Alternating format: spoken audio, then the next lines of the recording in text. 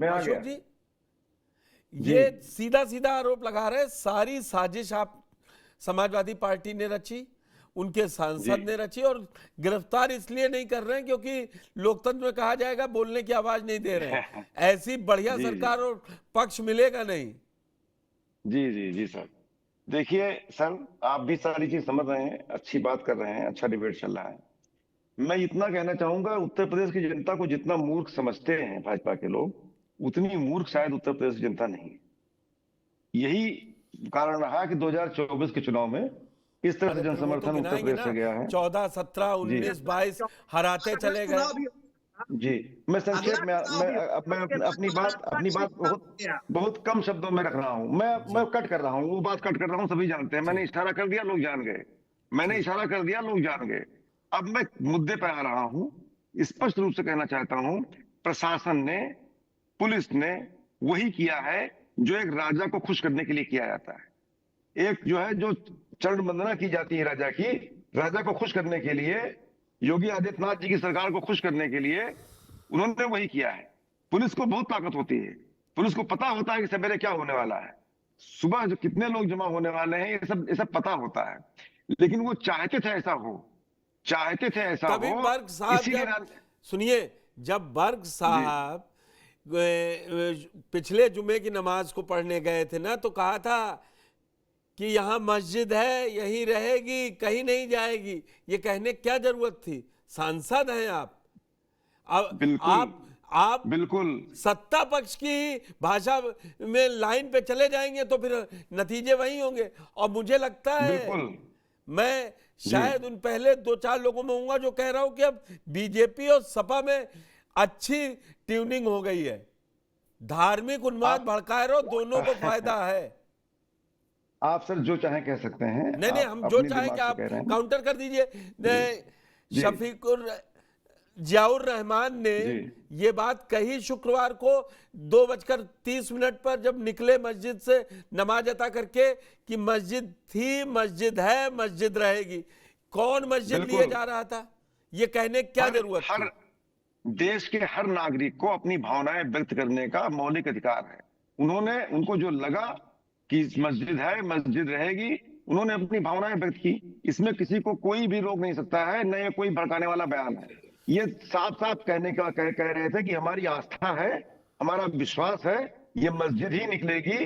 Court भी फैसला करेगा तो मस्जिद ही निकलेगी, मस्जिद रहेगी, ऐसा उन्होंने कहा। उन्होंने कभी कोर्ट के खिलाफ कोई बात नहीं कही। सच्चाई ये है, इसको तोड़ मोड़ करके जो भी पेश किया जाए, लेकिन कहीं से उनके ऊपर कोई केस नहीं बनता है ये ऐसा कहने पर, ना कोई भड़काऊ बयान है ये। अब मैं आना चाहता हूं, भाजपा जो चाहती थी वो उसने कराया, उसके प्रशासन ने किया, वैसा ही किया। इसीलिए प्रशासन पर कोई कार्रवाई नहीं की भाजपा ने। भले 5 लोगों की जान चली गई, पुलिस की गोली से ही गई। स्पष्ट रूप से कौन गोली चलाएगा वहां पर? पुलिस को तो कोई गोली नहीं लगी, किसी पुलिसकर्मी को कोई गोली नहीं लगी। इसका मतलब है कि पुलिस नहीं, नहीं कैसे गोली सीओ चलाएगी। घायल हुआ है जी आलोक जी? कोई पुलिस वाला कर्मी नहीं घायल नहीं नहीं हुआ। रिपोर्ट तो कह नहीं, रही घायल है। गोली से घायल नहीं हुआ। हमारी समझ में गोली से घायल नहीं हुआ, वैसे घायल हो गया हो, चोट लग गई हो उसको, अलग बात है। सच्चाई यह है कि ये सारा किया धरा भाजपा सरकार का है। वो चाहती थी ऐसा हो, और जो है प्रशासन ने वैसा ही किया। और अब मामला चूंकि सब जुडिस है, मामला सर्वोच्च न्यायालय में चला गया है। सर्वोच्च न्यायालय इस देश की अस्मिता की रक्षा करता है, इस देश को आगे ले जाता है, और देश में अमन चैन कायम करने का जिम्मेदारी लेके रखा हुआ है सर्वोच्च न्यायालय ने। उसने बहुत सही निर्णय किया है, अच्छा निर्णय किया है, और हमें पूरी उम्मीद है कि अमन चैन अब बन जाएगा, भाजपा की मंशा फेल हो जाएगी, और संभल में अमन चैन कायम होकर ही रहेगा, और जो है शांति व्यवस्था बहाल होगी। शांति व्यवस्था बहाल ना हो, यही भाजपा चाहती है। जी डॉक्टर साहब, आपने पूछा किसी को गोली लगी? भाई साहब, एसपी के पीआरओ को गोली लगी, डिप्टी कलेक्टर का पैर वही टूटा, मैं बताना डीआईजी चाह रहा था। आप फिर 2 दर्जन पुलिस वाले इस पूरे दंगे में घायल हुए। मगर मुझे प्रशासन लगता ने है काम बढ़िया किया। डॉक्टर सुनील कौशिक, दोनों लोग, सुप्रीम कोर्ट का आदेश आ गया है कि आप जो लोग चाहें वो हाई कोर्ट चले जाएं, और निचली अदालत पर जो टिप्पणी हुई है, तो ये क्यों न माना जाए कि फॉल्ट निचली अदालत से शुरू हुई और फिर प्रशासन पे जाके अटक गई। सियासी झमेले में क्यों पड़ा जाए कि समाजवादी पार्टी ने कराया कि बीजेपी ने उसको सरकार के चरण वंदना जो अशोक तिवारी जी कह रहे थे उसमें जाया जाए।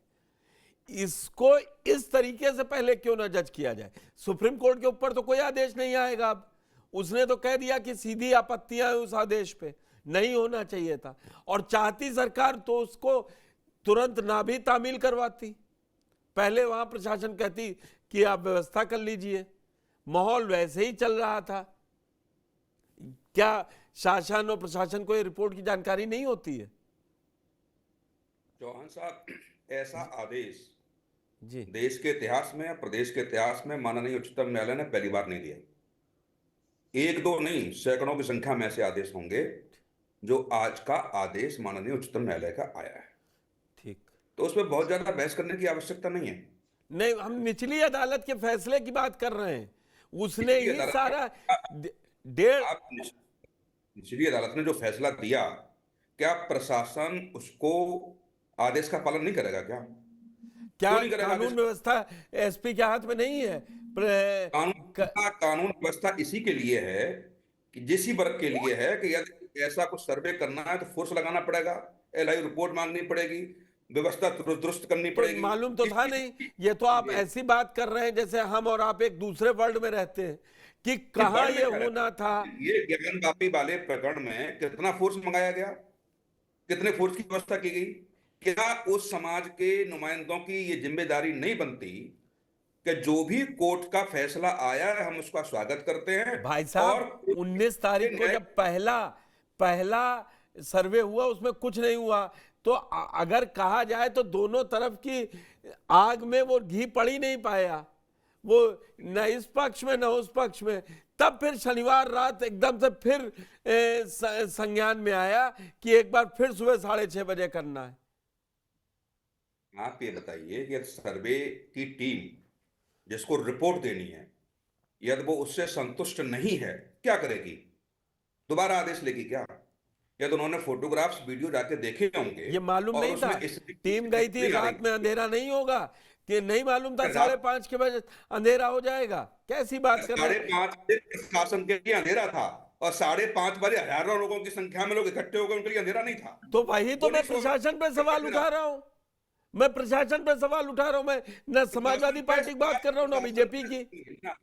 प्रशासन पे सवाल जब उठेगा जब प्रशासन ने विधिक कार्रवाई न की हो। बढ़िया मैं तो ये कह कार्रवाई रहा हूं, की। क्या उच्चतम न्यायालय में अभी गए ना? इससे पहले भी ज्ञानवापी वाले प्रकरण में 4 बार उच्चतम न्यायालय गए, हाईकोर्ट गए। अयोध्या वाले प्रकरण में आपने देखा high court, supreme court, district court, फिर हाई कोर्ट, सुप्रीम कोर्ट, फिर डिस्ट्रिक्ट कोर्ट। क्या अनुपालन नहीं हुआ? क्या इस पक्ष के लिए दरवाजे नहीं खुले थे? वहां हंगामा करने की क्या आवश्यकता थी? यदि उनके नुमाइंदे आकर के ये कहते। और दूसरी बात, मस्जिद कमेटी के चेयरमैन ने साइन किया है, उसको स्वीकार किया है, तो अभी उनकी जिम्मेदारी नहीं बनती कि हम कोर्ट के आदेश का अनुपालन करते हैं और हमें खामियां दिखेंगी तो हम हाई कोर्ट भी जाएंगे और सुप्रीम कोर्ट भी जाएंगे। लेकिन इस तरीके का हजारों की संख्या में आकर के यदि वहां हमला करने का प्रशासन पर प्रयास किया गया, और अब बार बार कह रहे थे कि कुछ जय श्री राम के नारे लगा रहे थे। हाँ बिल्कुल, जो लोग हमला करेंगे वो नीचे नजर करके निकल जाए लेटते हुए। क्या करते? पहले हमला करने वाले पहले गए और जय श्री राम के नारे बाद में लगे। आप वीडियो देखिए डॉक्टर साहब। अरे वीडियो में देख लिया, मां हजारों की संख्या में लोग जब नारे लगा रहे हैं, वहां पे हो कर रहे हैं, तो लोग क्या करेंगे? और कर भी दिया तो इसका मतलब ये गोलियां चलेंगी। अब गोलियां किसने चलाई, यही सवाल है नवीन दुबे जी। सवाल यही है कि गोलियां चलाई किसने, सवाल यही है। ठीक है, ठीक है डॉक्टर साहब, नवीन जी, गोलियां चलाई किसने, यही सवाल है। और आज मेरे चर्चा का विषय अगर कहें तो यही है कि सुप्रीम आदेश आ गया है लेकिन सियासी कलेश नहीं खत्म होने वाला है। अब कल फिर जाएंगे, 2 तारीख को कांग्रेस वाले जाएंगे, फिर भाजपा का एक पूरा उस पर रिएक्शन चलेगा। बिल्कुल पुष्कर जी, मैं तो सबसे ज्यादा जो जज साहब थे, सिविल जज सीनियर डिवीजन संभल के, ये चाहूंगा कि माननीय हाई कोर्ट और माननीय सुप्रीम कोर्ट उनको एक विशिष्ट अवार्ड दे, क्योंकि जब इस मामले में उन्होंने सेम डे एक्स पार्टी करते हुए तत्काल आदेश जारी किया उसी दिन एप्लीकेशन 1:30 बजे फाइल हो रही है, 3:30-4 बजे आप आदेश जारी कर दे रहे हैं एक्स पार्टी। अरे आप तो एडवोकेट भी है, इतनी वो तो त्वरित जो प्रणाली से जिस अगर दिन ये होती है उस दिन त्वरित वाले में सुनवाई करनी पड़ती है ना, जिला अदालत में हो ही जाती नहीं, है। इतना बढ़िया आदेश, तुरंत एक पक्षीय आदेश कर दिया।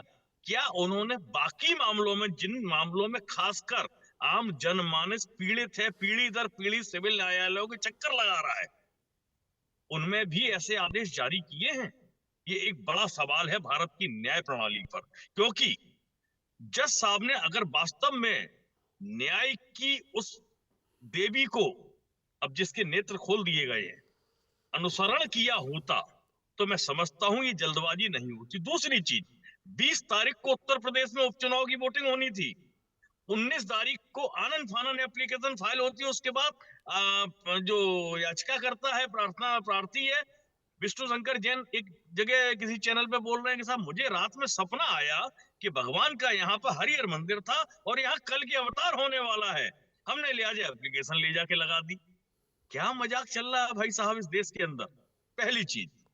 दूसरी चीज आती है, जिस तरीके से माननीय सुप्रीम कोर्ट ने इस मैटर को लिया है, ये बड़ा गंभीर विषय है और उन्होंने इनडायरेक्टली हिदायत दे दी है, एक निचली अदालत को नहीं, तमाम निचली अदालतों को जो इस तरीके के मामलों में इस तरीके के आदेश जारी करती हैं। दूसरी चीज, हाईकोर्ट को उन्होंने निर्देश दिया कि भाई 3 दिन के अंदर इसकी हियरिंग करिए, याचिका फाइल करेंगे और 3 दिन में उसकी सुनवाई करिए, तो काफी सारी चीजें क्लियर हो जाएंगी। ये तो हुआ एक न्यायिक पक्ष इसका। दूसरा आता है राजनीतिक पक्ष। राजनीतिक पक्ष में आप एक चीज देखिए, एक कमिश्नर है मुरादाबाद के जो पिछले लंबे समय 6 साल से टिके हुए एक ही जगह पर, अपने आप में एक मिसाल है भाई साहब, और वो भी नहीं, वो डीएम से कमिश्नर वहीं बने। अरे आप ऐसे भी मत कहिए, डीएम वहां रहे, फिर रामपुर रहे, फिर उसी कमिश्नरी में है। वहीं रहे आईएएस अधिकारी हैं जो ऑन डेपुटेशन 6 साल पहले पूर्वोत्तर से आए थे। वकील साहब सुन लीजिए, सुन लीजिए, मेरी बात पूरी हो जाने। अरे भाई उनकी हो जाए।